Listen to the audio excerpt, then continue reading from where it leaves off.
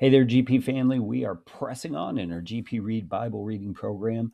I hope you're able to keep up and I hope you're able to enjoy at this slower pace the truth of God's Word.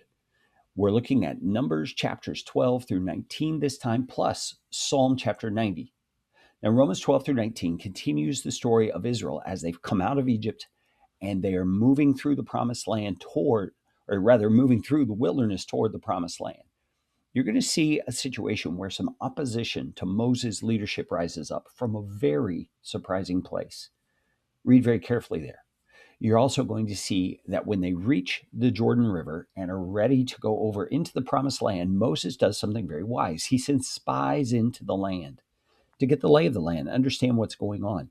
You're going to see a long story there about that, and you're going to see the response of the people to those spies. It's not a good response, and God responds in kind.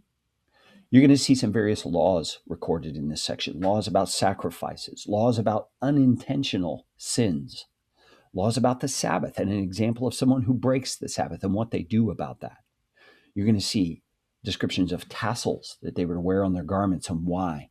You're going to see a rebellion that happens against Moses and against his leadership under a guy named Korah. Now, read this very carefully because Korah and that rebellion is referred to in the New Testament as well. So when we get to that in a year or so, you're going to need to know some of those details. You're also going to see some of the duties of the priests and the Levites who served in the tabernacle, and you'll see some laws regarding purification of the people.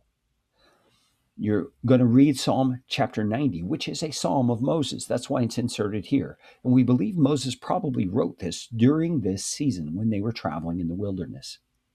So friends, keep reading, keep on with those Proverbs as well. You're going to gain daily wisdom from those Proverbs as you read. So God bless you, friends. I'm praying for you as you do this GP Read program. I love you. We'll talk to you soon.